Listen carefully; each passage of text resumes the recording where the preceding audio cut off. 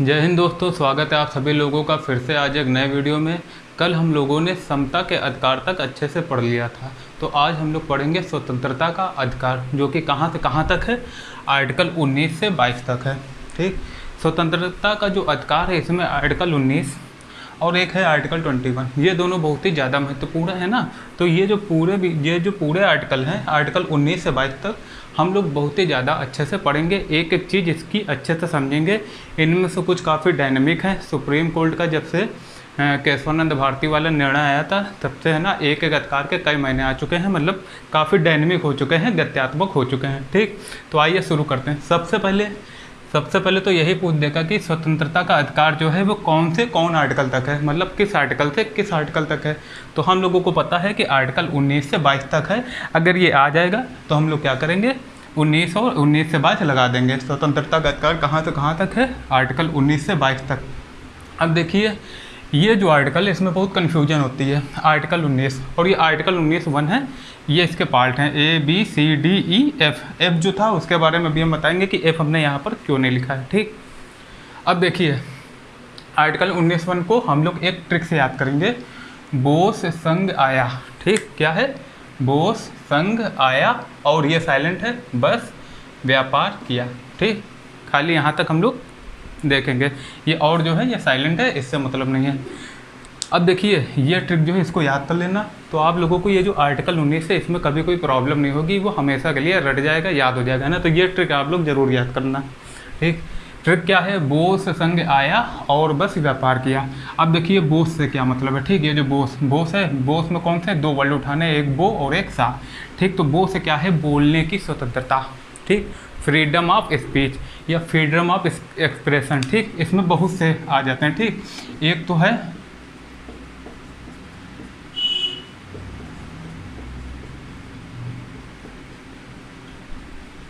एक अधिकार और आता है हमारा प्रेस की स्वतंत्रता। ठीक, मतलब भैया प्रेस की स्वतंत्रता कैसे, प्रेस जो है वो अपना स्पीच अभिव्यक्ति की तो स्वतंत्रता है।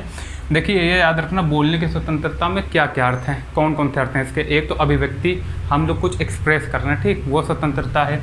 ठीक, प्रेस की स्वतंत्रता है। जो मीडिया है, मीडिया उसकी स्वतंत्रता कौन से आर्टिकल के तहत अगर आ जाए तो यही आर्टिकल 19(1) याद रखना कौन सा है, आर्टिकल 19(1)। ठीक, और सेकंड क्या है, सा से सभा बनाने की स्वतंत्रता या सभा या सम्मेलन करने की स्वतंत्रता, लेकिन कैसे, शांतिपूर्ण। ठीक, शांतिपूर्ण निरायुद्ध बिना किसी हथियार के आप कहीं भी सभा बना सकते हैं या सम्मेलन कर सकते हैं। ठीक, लेकिन कहाँ पर, सार्वजनिक स्थान पर। ये नहीं कि किसी के घर में घुस के आप सम्मेलन करने लगे हैं ना, ऐसा नहीं हो सकता। समझदार हो आप लोग, आपके घर में भी कोई घुसेगा तो आप भगा दोगे डंडा लेके। एक है क्या, सभा या सम्मेलन करने की स्वतंत्रता। अब देखिए ये जो सभा सम्मेलन करने की स्वतंत्रता है इस पर कुछ रोक भी है। मतलब ये जो सभा है, सम्मेलन जो है, ये किसी भी ऐसी जगह नहीं होना चाहिए। भैया देखो स्वतंत्रता का मतलब क्या है, आपको वही स्वतंत्रता मिलेगी जिससे किसी दूसरे की स्वतंत्रता का हनन न हो जाए। पता चला आप रोड जाम करके बैठ गए हो तो इससे जो दूसरा है, दूसरा की स्वतंत्रता बाधित हो रही कि नहीं हो रही, उसको परेशानी हो रही कि नहीं। तो इसलिए यातायात जहाँ प्रणाली होगी या यातायात को कोई अवरोध ना हो, है ना, ऐसे जगह आप सभा जो है सम्मेलन नहीं कर सकते। सार्वजनिक स्थान का मतलब है ऐसी जगह जहाँ किसी को कोई दिक्कत ना हो, प्रॉब्लम ना हो और आप लोग अपनी बात भी अच्छे से रख सकें। ठीक, अब तीसरा क्या आता है, तीसरा आता है संघ बनाने की स्वतंत्रता। अब संघ में क्या आता है, सहकारी समितियां जो हैं वो भी इसी में आ जाती हैं। ठीक, ये क्वेश्चन आ जाता है। ठीक,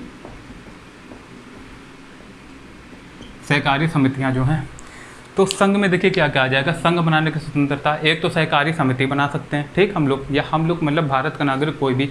और हाँ एक चीज़ याद रखना, ये जो आर्टिकल 19 है हम लोगों ने पढ़ा था ना, सिर्फ भारत के नागरिक के लिए कौन कौन से आर्टिकल है, जो विदेशी के लिए नहीं है। एक कौन सा है, 15, एक है 16, मतलब 15, 16, 19 और कौन सा 29 और जो है 30।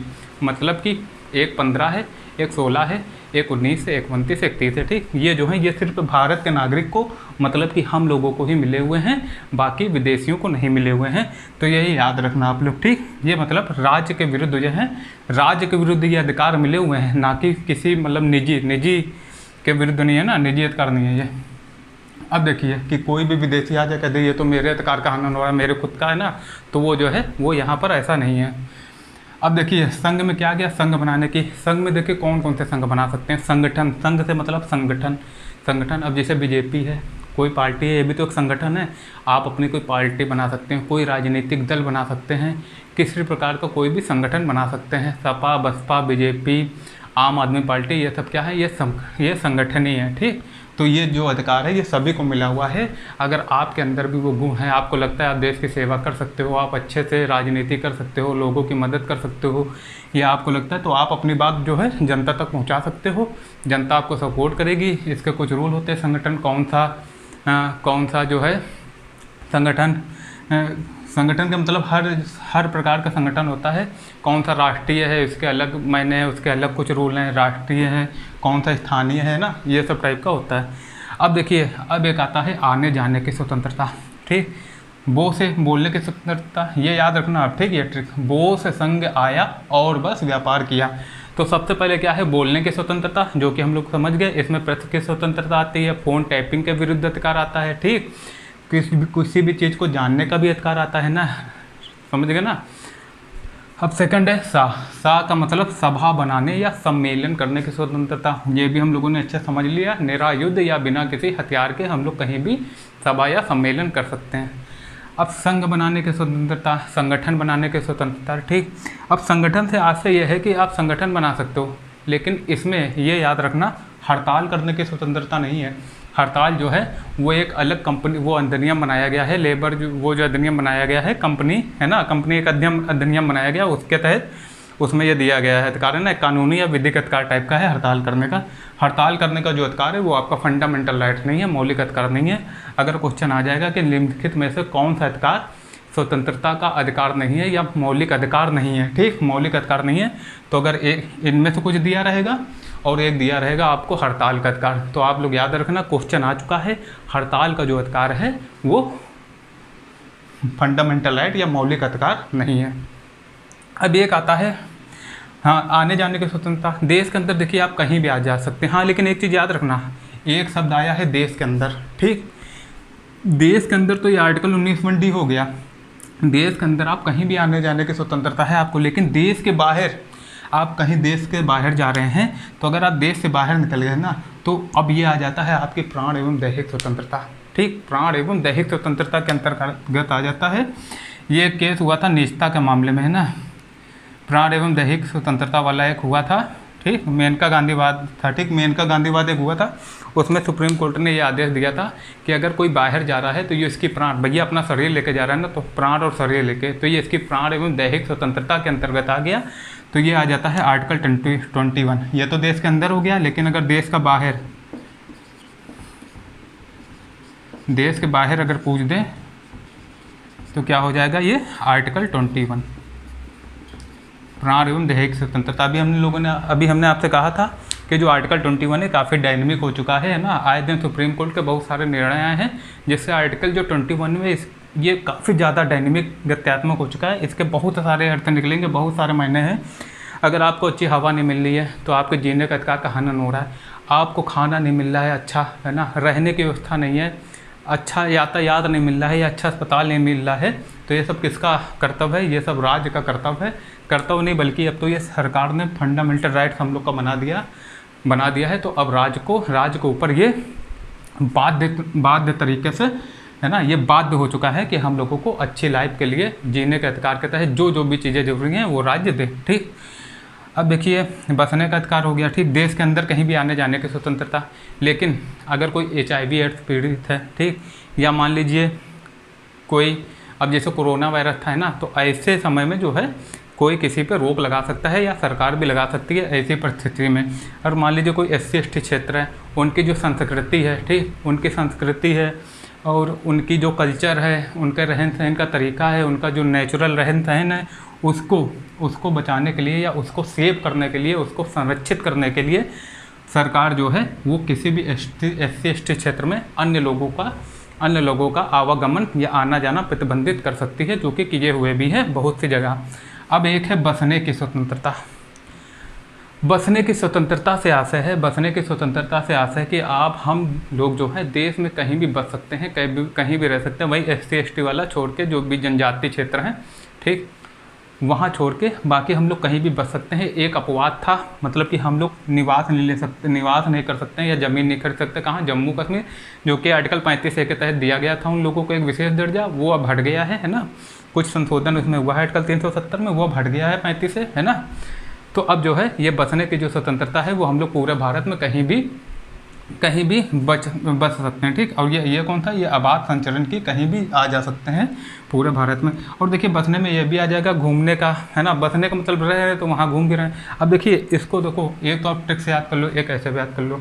भैया जब बोलने की स्वतंत्रता कहाँ होगी? जब बोलोगे तो वहाँ पर सभा भी तो बनाओगे। भैया जब आपको बोलने के कैपेसिटी गुण है तो आप सभा भी बना लोगे, सभा में बोलोगे, सभा बोलोगे तो लोगों को पसंद आएगी आपकी बातें, तो आप लोग संगठन बना लोगे। भैया जब संगठन बनाओगे तो संगठन का प्रचार करने के लिए देश के अंदर कहीं भी आओगे जाओगे आप लोग। जब देश के अंदर कहीं भी आओगे जाओगे तो वहाँ पर कहीं रुकोगे भी तो बसने की भी तो स्वतंत्रता आपको होनी चाहिए। अब बसने की स्वतंत्रता मिल गई है तो भैया पैसा कहाँ से आएगा? थोड़ा बहुत व्यापार भी तो आपको करना पड़ेगा, कुछ ना कुछ खोलना पड़ेगा। तो ये जो है व्यापार करने की स्वतंत्रता आप लोग ऐसे याद कर सकते हैं, ठीक। व्यापार का मतलब है कोई भी व्यक्ति या व्यापार करने की स्वतंत्रता, लेकिन ऐसा नहीं है। जैसे मान लीजिए कोई विस्फोटक पदार्थ है, उसको बनाने के लिए राज्य एक लाइसेंस, एक कुछ अपने जो है कुछ निर्देश जारी कर सकती है कि कुछ ऐसे लोग हैं, अगर उनके पास ये तकनीकी योग्यता है तो ही वो ऐसा व्यापार कर सकते हैं। जैसे किसी भी कोई भी, जैसे अब ये व्यापार आ गया महिलाओं और बच्चों का खरीद फरोख्त वाला, ये तो सरासर अपराध है। ये व्यापार, ये अधिकार थोड़ी नहीं आप लोगों को दे दिया जाएगा किसी को भी। मतलब कुल मिला के ये है कि ऐसा कोई भी अधिकार जो दूसरे की स्वतंत्रता को छीन ले या दूसरे की स्वतंत्रता को अल्पीकरण कर दे या उससे असंगत हो या किसी भी ऐसी चीज़ से असंगत हो, है ना, जो संविधान हमारा निर्देश नहीं करता या संविधान नहीं कहता है, तो है ना, तो ऐसे स्वतंत्रता आपको नहीं मिल सकती। स्वतंत्रता आपको वही है जिससे किसी की गरिमा को ठेस ना पहुँचे या किसी दूसरे की स्वतंत्रता को हानि ना हो, ठीक। ये आप लोग अच्छे से याद रखना। यहाँ तक आपको समझ में आ गया व्यापार करने की स्वतंत्रता, ठीक। अब देखिए एक बार रिवीजन कर लीजिए इसका जल्दी से। स्वतंत्रता का अधिकार कहाँ तक? आर्टिकल 19 से 22 तक, ठीक। बोध संघ आया, ये ट्रिक याद कर लेना आप, 19(1) है, याद रखना। 19(1) बोध संघ आया और बस व्यापार किया। बोध से बोलने की स्वतंत्रता, सा से सभा या सम्मेलन करने की स्वतंत्रता, संघ से संगठन बनाने की स्वतंत्रता, आया से आने जाने की स्वतंत्रता, बस से बसने की स्वतंत्रता, व्यापार से व्यापार करने की स्वतंत्रता। और एक चीज़ याद रखना, अगर सहकारी प्रेस की स्वतंत्रता क्या है? यही है आर्टिकल 19(1) है। और सहकारी समिति किस में आ जाएगी? आपके संगठन बनाने की स्वतंत्रता में आ जाएगी। और अगर ये पूछ दें क्या, एक चीज़ ये याद रखना, अगर ये क्वेश्चन आ जाए कि देश के अंदर कहीं भी आने जाने की स्वतंत्रता कौन सा आर्टिकल आपको देता है, तो वो तो आर्टिकल 19(1) देता है। लेकिन अगर देश के बाहर पूछ दें तो याद रखना वो आर्टिकल 21 जो है हमें अधिकार देता है। ये आप लोग याद रखोगे अच्छे से, ठीक। अब इतना समझ में आ गया। अब इसको जो है आप लोग या तो स्क्रीनशॉट ले लीजिए या तो अच्छे से नोट कर लीजिए, है ना। अब हम लोग आते हैं दूसरी स्वतंत्रता का जो एक अधिकार है, कौन सा? आर्टिकल 19 तक पढ़ लिया, 20, 21, 22 तक हम लोग देखते हैं, ठीक। जब तक आप लोग नोट कर लीजिए।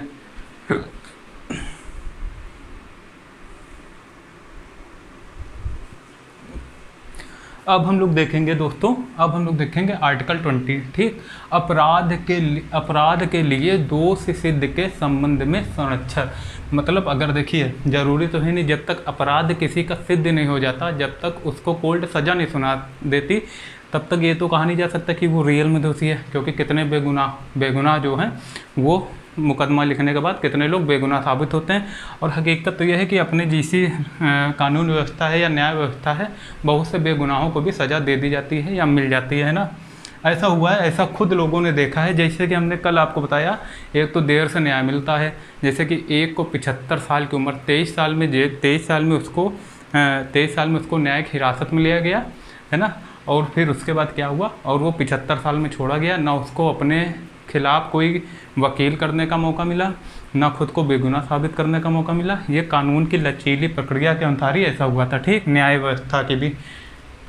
अब देखिए आर्टिकल जो 19 से 22 में हम लोगों ने आर्टिकल 19 पढ़ चुके हैं।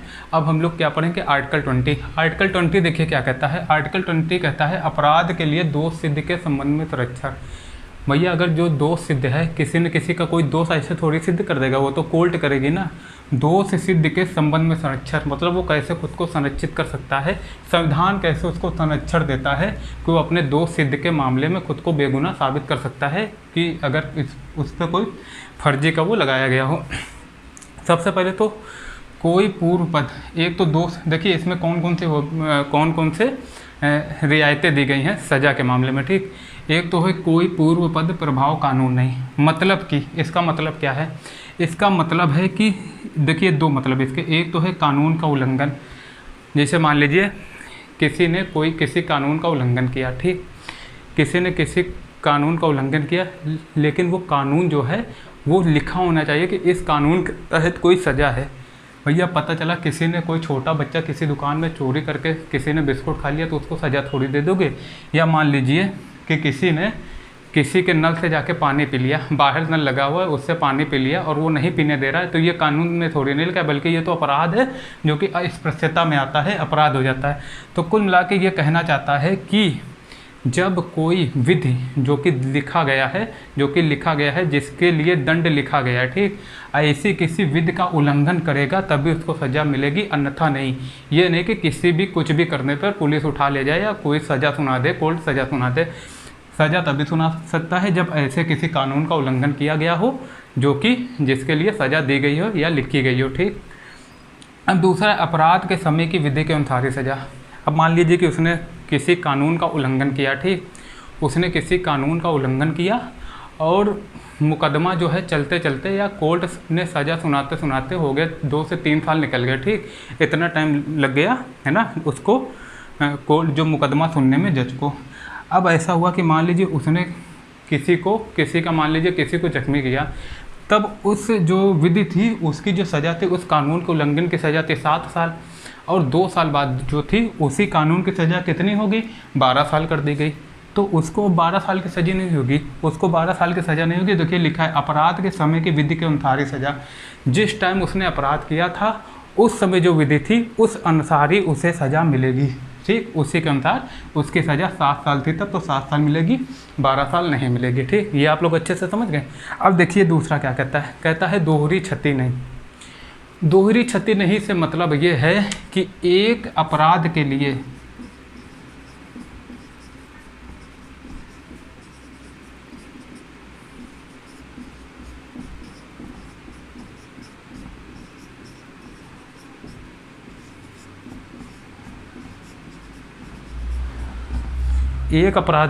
एक ही सज़ा, ठीक। इसका मतलब क्या है, इसका मतलब है कि अगर मान लीजिए, या आप लोगों ने सुना होगा बहुत से लोगों के मुंह से कि 1 खून की भी सज़ा फांसी है, 2 खून की भी सज़ा फांसी है, ठीक, 10 खून करोगे उसकी भी सज़ा फांसी है।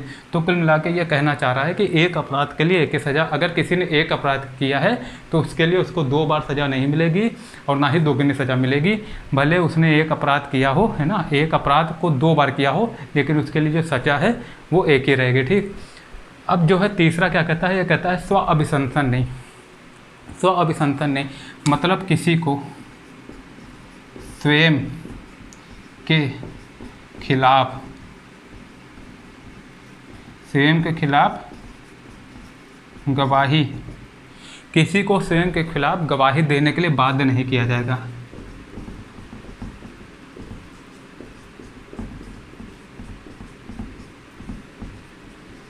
गवाही देने के लिए बाध्य नहीं किया जाएगा, ठीक। तो आप लोग ये अच्छे से समझ गए। आर्टिकल 19 में हम लोगों ने क्या पढ़ा था, बोलने की स्वतंत्रता। ट्रिक आपको याद ही होगी, बोझ संगाया और बस व्यापार किया। बोलने की स्वतंत्रता, सभा बनाने की स्वतंत्रता, संगठन बनाने की स्वतंत्रता, कहीं भी आने जाने की स्वतंत्रता, बस जाने की स्वतंत्रता और व्यापार की स्वतंत्रता, ठीक। इसके बाद हम लोगों ने क्या पढ़ा, आर्टिकल 20 अपराध के लिए दोष सिद्ध के संबंध में संरक्षण। एक तो कोई पूर्व पद प्रभाव कानूनी, मतलब किसी को कानून के उल्लंघन में, अगर किसी ने किसी विधि का उल्लंघन करा है तभी उसको कानून सजा देगी या कोर्ट सजा देगी, ठीक। भैया कोर्ट की सजा देगी ना, कानून नहीं, कोर्ट सजा देगी। इसके अतिरिक्त और किसी भी विधि और किसी भी हिसाब से उसको सज़ा नहीं दी जाएगी। और दूसरा है अपराध के समय के विधि के अनुसार ही सज़ा। ऐसा नहीं है कि अपराध के समय किसी अपराध की सज़ा 7 साल थी और जब कोर्ट ने सज़ा सुनाई 2 साल बाद तब उसकी सज़ा 12, मतलब उस अपराध की जो सज़ा थी वो 12 साल थी लेकिन उसको 7 साल की होगी। दूसरा है दोहरी क्षति नहीं, एक अपराध के लिए 10, मतलब एक अपराध के लिए एक ही सज़ा दी जाएगी, दोगुनी नहीं दी जाएगी और एक ही बार दी जाएगी। स्वभिशंसन नहीं, मतलब किसी को स्वयं के खिलाफ गवाही देने के लिए बाध्य नहीं किया जाएगा। ये लोग इतना आप लोग अच्छे से समझ गए। अब इसके बाद देखिए कौन सा आर्टिकल आता है, एक आता है आर्टिकल 21 और एक आता है आर्टिकल 22, ठीक। आप लोग इतना स्क्रीनशॉट ले लीजिए या नोट कर लीजिए, है ना।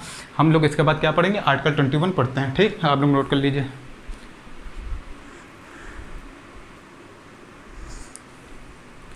देखिए, जैसा कि हमने आप लोगों से कहा था कि जो ये आर्टिकल 21 है ये काफ़ी डायनेमिक हो चुका है मेनका गांधी मामले के बाद से।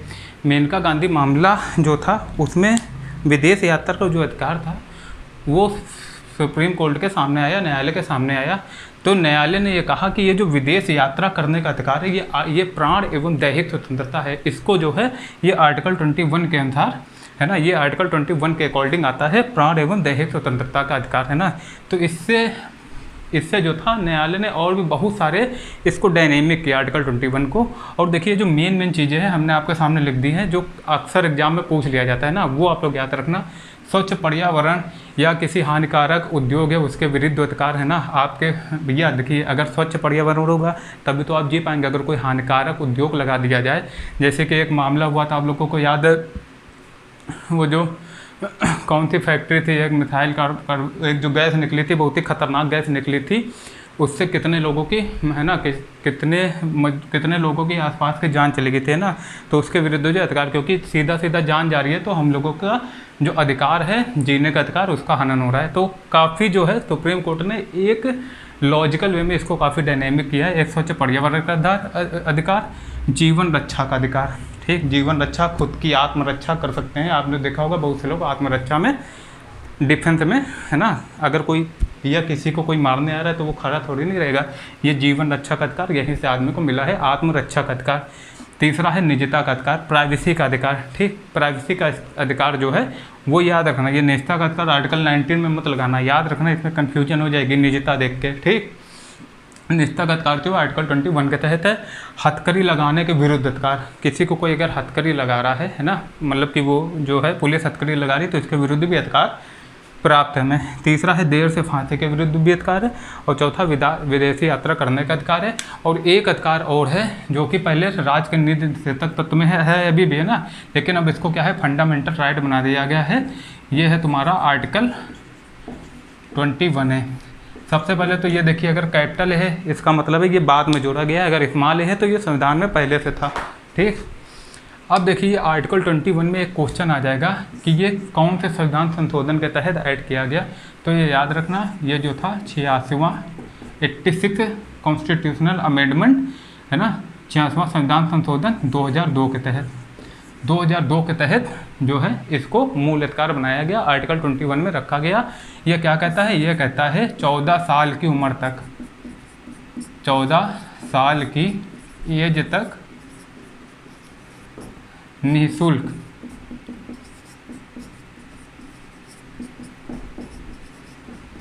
निःशुल्क शिक्षा का अधिकार है लोगों को, ठीक। ये याद रखना आप लोग। तो हम लोगों ने क्या क्या पढ़ लिया आज, आर्टिकल 19 हमने पढ़ा। आर्टिकल 19 में हम लोगों ने बोझ संघाया और व्यापार किया, वो ट्रिक आप लोग याद कर लेना, वो अच्छे से आप लोग समझ गए होंगे। उसमें हम लोगों ने पढ़ा था बोलने की स्वतंत्रता, सम्मेलन करने की स्वतंत्रता, लेकिन शांतिपूर्ण सम्मेलन करना है, बिना किसी हथियार के करना है, और ऐसी जगह करना है जहाँ पर किसी पब्लिक को कोई दिक्कत ना हो, यातायात प्रतिबंधित ना हो, यातायात में प्रॉब्लम ना हो, है ना, और किसी को कोई किसी भी दूसरे की स्वतंत्रता का हनन ना हो। और एक हम लोगों ने पढ़ा था क्या, बोस संघ सभा बनाने की, सब, है ना, और एक था संघ बनाने की, उसमें सहकारी समितियां भी थी। संघ में हम लोग राजनीतिक दल भी बना सकते हैं, राजनीतिक पार्टी, कोई भी संगठन बना सकते हैं, लेकिन कोई भी देश विरोधी ऐसा संगठन नहीं बनाएंगे जिससे जो है देश की जो है संप्रभुता का उल्लंघन हो या देश को कोई खतरा महसूस होगा। तो सरकार को पूरा अधिकार है कि ये इस स्वतंत्रता को भी आपकी क्या कर सकती है, या तो प्रतिबंधित कर सकती है, या तो कुछ कानूनी कार्रवाई कर सकती है, या एक निवारक निरोध होता है कानून, उसके तहत कोई भी कार्रवाई कर सकती है। ये हम लोग आगे पढ़ेंगे आर्टिकल 22 में निवारक निरोध कानून क्या है, ठीक। अब देखिए, एक तो ये जो आर्टिकल 21 है, आर्टिकल 21 हम लोगों ने पढ़ा था, जो आर्टिकल 19 है वो खाली जो है नागरिक के लिए है, लेकिन ये जो आर्टिकल 21 है ये नागरिक के लिए तो है, मतलब सिटीजन जो है, सिटीजन के लिए तो है, लेकिन जो है विदेशी जो है फॉरेनर जो है उनके लिए भी है, ठीक, विदेशियों के लिए भी है ना। और किसी भी कंपनी के लिए भी है, ठीक, विदेशी के लिए भी है, आप याद रखना, ठीक। आर्टिकल 21 देखिए, आप खाली इतना याद रखिए, जो आर्टिकल 15, 16, 19, 29, 30 ये खाली नागरिक, बाकी जो है सभी को मिल गए हैं, ठीक। तो आज के लिए इतना ही। कल हम लोग पढ़ेंगे शोषण के विरुद्ध अधिकार, है ना, और धार्मिक स्वतंत्रता का अधिकार। बहुत अच्छे से हम लोगों को ऐसे पढ़ना है कि एक एक चीज़ समझ में आ जाए ना, कि दोबारा पढ़ने में कोई दिक्कत ना हो, या पेपर में कभी भी कोई भी क्वेश्चन आ जाए इससे रिलेटेड तो हम लोगों का आसानी से हो जाए, है ना। आप लोग ये चीज़ याद रखना है, जो विदेशी यात्रा करने का अधिकार था, ये कौन से मामले के तहत सुप्रीम कोर्ट ने 21 के तहत रख दिया है। ये मेनका गांधी मामला था, ठीक, मेनका गांधीवाद, ठीक। तो आज के लिए इतना ही, है ना। आई होप आप लोगों को जो वीडियो है काफ़ी अच्छा लगा होगा, है ना। आप लोग ऐसे ही अच्छे से पढ़ते रहना, और मेरी बात मानना, आप लोग खाली 6 महीने कंसिस्टेंट होकर पढ़ लीजिए। ऐसा कोई एग्ज़ाम नहीं है जो आप निकाल ना सकें। यहाँ तक कि यूपीएससी भी लोगों ने 6 से 8 महीने के अंदर निकाल दिया, बहुत से लोगों ने ना। नामुमकिन कुछ भी नहीं है। अपने अंदर की कमजोरी पहचानिए, उस पर काम कीजिए, है ना। किसी से खुद को कम मत ताकिए, या ना ही किसी को देख के आप डिमोटिवेट होइए।